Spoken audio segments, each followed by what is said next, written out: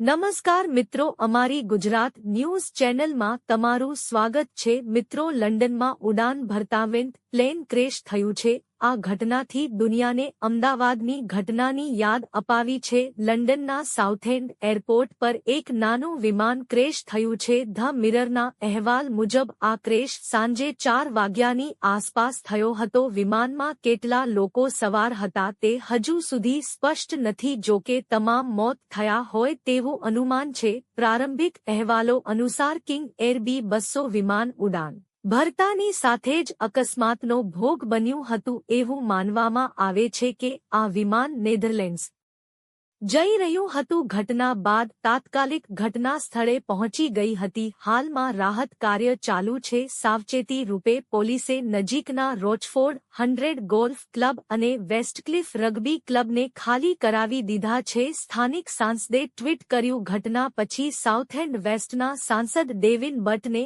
આ ઘટના પર દુઃખ વ્યક્ત કર્યું છે। તેમણે પર લખ્યું, મને સાઉથએન્ડ એરપોર્ટ પર થયેલી ઘટનાની ખબર પડી। કૃપા કરીને આ વિસ્તારથી દૂર રહો અને ઇમરજન્સી સેવાઓને તેમનું કામ કરવા દો। મારી સંવેદના બધા સાથે છે। પોલીસે પણ સ્થાનિકોને વિસ્તારથી દૂર રહેવા અપીલ કરી છે। તો મિત્રો, આજ માટે આટલું ને। જો અમારી ચેનલ પર નવા હોવ તો લાઇક સબસ્ક્રાઇબ કરવાનું ભૂલતા નહીં।